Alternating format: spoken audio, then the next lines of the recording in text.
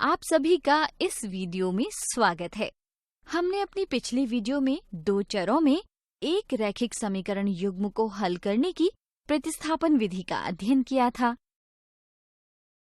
आज इस वीडियो में हम इस पर आधारित कुछ दिलचस्प उदाहरण देखेंगे और साथ ही देखेंगे कि हमें बीजगणितीय विधि की आवश्यकता क्यों पड़ती है।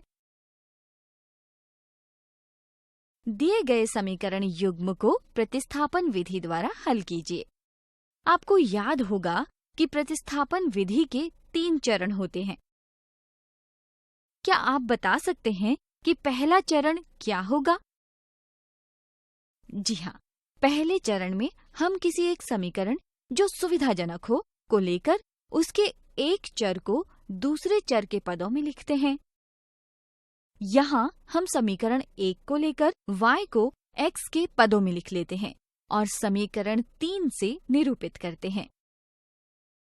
दूसरे चरण में चरण 1 से प्राप्त y के इस मान को समीकरण 2 में प्रतिस्थापित करते हैं, जिसे आगे हल करने पर x बराबर 7/15 मिलता है। अब तीसरे चरण में चरण 2 से प्राप्त x के मान को समीकरण 3 में प्रतिस्थापित कर चर y का मान ज्ञात कर लेते हैं, जिससे y बराबर 17/15 मिलता है। समीकरण 1 व 2 में x व y के मान रख हल करने पर सत्यापित किया जा सकता है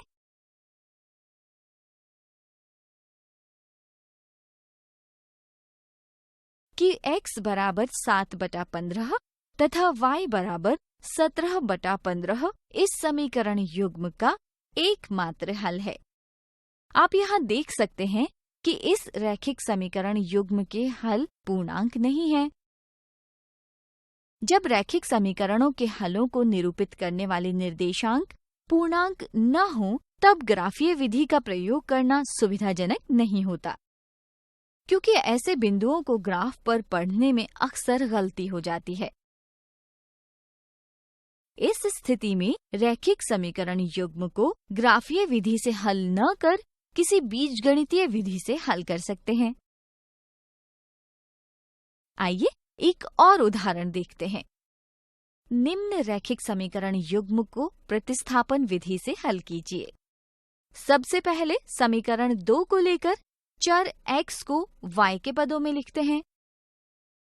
अब x के इस मान को समीकरण 1 में प्रतिस्थापित कर हल करने पर हमें एक चर रहित असत्य कथन प्राप्त होता है। क्या आप बता सकते हैं इसका क्या मतलब है? यदि आपको रैखिक समीकरण युग्म को हल करते हुए चरण 2 में चर रहित एक सत्य कथन मिलता है, तो मूल समीकरण युग्म के अपरिमित अनेक हल होंगे। और यदि चर रहित एक असत्य कथन मिलता है, तो मूल समीकरण युग्म का कोई हल नहीं होगा, क्योंकि हमारे इस उदाहरण में हमें चर रहित असत्य कथन मिला है। अतः दिए गए समीकरण युग्म का कोई हल नहीं होगा। इस वीडियो में हमने 2 चरों में एक रैखिक समीकरण युग्म को हल करने की प्रतिस्थापन विधि पर आधारित कुछ उदाहरण देखे। साथ ही हमने बीजगणितीय विधि के प्रयोग के महत्व को भी जाना। अगली वीडियो में हम देखेंगे कि इस प्रकार के प्रश्नों को हल करते समय साधारणतः क्या गलतियां हो सकती हैं।